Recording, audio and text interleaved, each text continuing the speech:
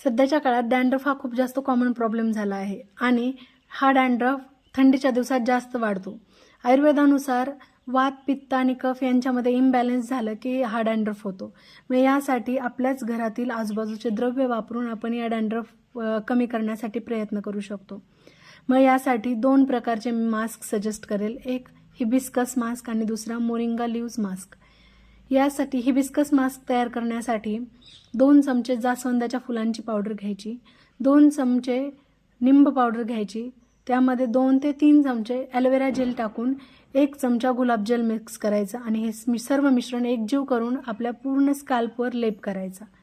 लेप हा फक्त 20 ते 30 मिनिट ठेवायचा किंवा त्याहीपेक्षा कमी. जर कमी वेळेत कोरडा होण्याच्या आत तो धुवून टाकायचा. आणि केस धुताना फक्त पाण्याने केस धुवायचे, कुठलाही शॅम्पू यूज करायचा नाही. मग दुसऱ्या दिवशी तुम्ही शॅम्पू यूज करून केस धुवू शकता, पण हा लेप धुताना फक्त पाण्याचा यूज करायचा. दुसरा मास्क म्हणजे मोरिंगा लीव्स. शेवग्याच्या कोवळ्या पानांची वाळवून पावडर तयार करायची आणि त्यामध्ये 1 चमचा गुलाबजल टाकून आणि 1 चमचा ॲलोवेरा जेल मिक्स करायचं आणि ते पूर्ण केस स्कॅल्पवर लावायचं. हाही मास्क फक्त 10 ते 15 मिनिट ठेवायचा आणि नंतर फक्त पाण्याने स्वच्छ धुवून टाकायचा.